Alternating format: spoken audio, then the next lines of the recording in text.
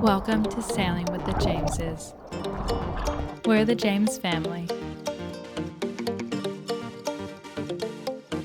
and we live on board our boat, Shining Light, full time. We're currently on the east coast of Australia, with plans to sail around the world. This week, we are setting sail on a 24-hour passage up the Queensland coast to an anchorage called Pancake Creek. But before we do so, we need to reprovision and also dodge some obstructions in the water. After surviving the shortcut through the Wide Bay Bar, we are now headed through the sandy straits to the Kingfisher Bay Resort. We did the hike to the old Mackenzie Mill and Commando School, and we found an old abandoned tractor on the beach by the old wharf. The resort is very yachty friendly, so we spent the next day at the resort pool and had sunset drinks on the beach while watching the sun go down. After Fraser Island, we headed to Hervey Bay to reprovision. We dropped the anchor out front of Scarness Wharf, and Aldi's, Woolworths and Coles are all a super easy walk from there. We are departing Big Woody Island right now, so we've just pulled up the anchor. So we were at Fraser Island, and we're just going over the shallow patches now. And the depth sounder 1.1 under us. And we decided to leave today because there's no wind until Thursday, so 3 more days. And we've been here for about a week, or it feels like a week, and didn't want to wait 3 more days. So there's a bit of wind tonight, but not too much. But we're gonna head on up north to Pancake Creek. Yeah, so it's a 100-mile run, so you need a little bit of wind to make it up there in a day, and so we're just going to overnight it and go slow and yeah, take it easy and be there hopefully by tomorrow afternoon. Yeah, and low tide, we're catching the tide out? Catching the tide out, and I don't know if we'll be able to catch the tide in when we get there. We have to get there by 3 o'clock to be able to catch the tide in, so we'll see if we can make it up there in 24 hours. If we get a good run, that'd be fantastic. But we really don't want to have to use the engines just to make the tide. We'll see how we go. And once we're out of this shallow patch, we'll pull up the main and get the sail set, and we've got our choice of lures here ready to go, and we'll put the lures out, put the head sail and main up, and be on our way.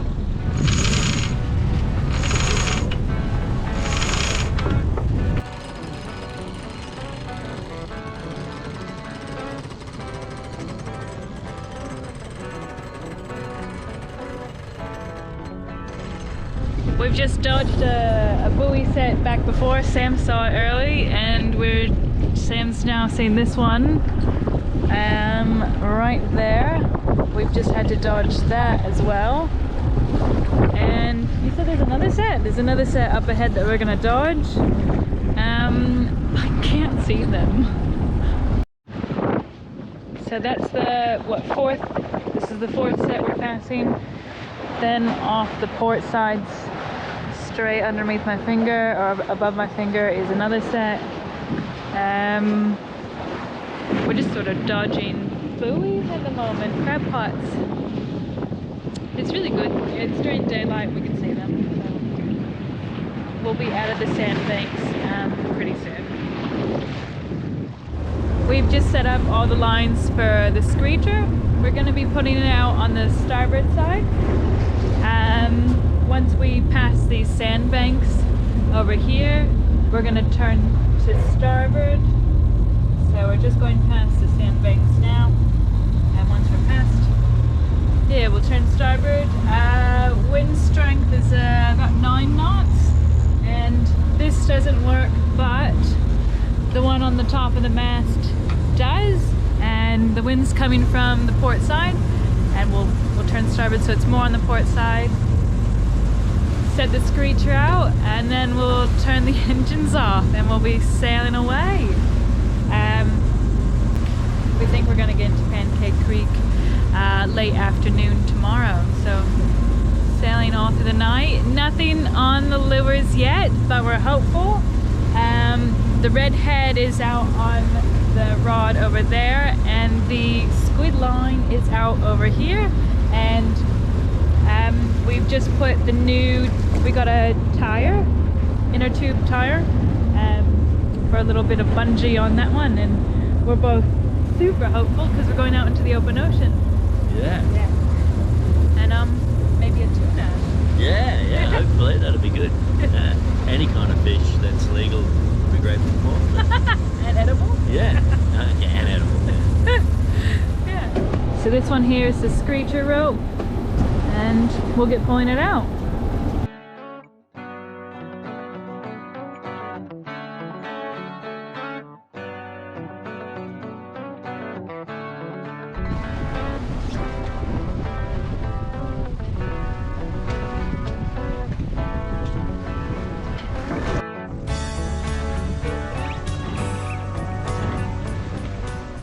Screechers up.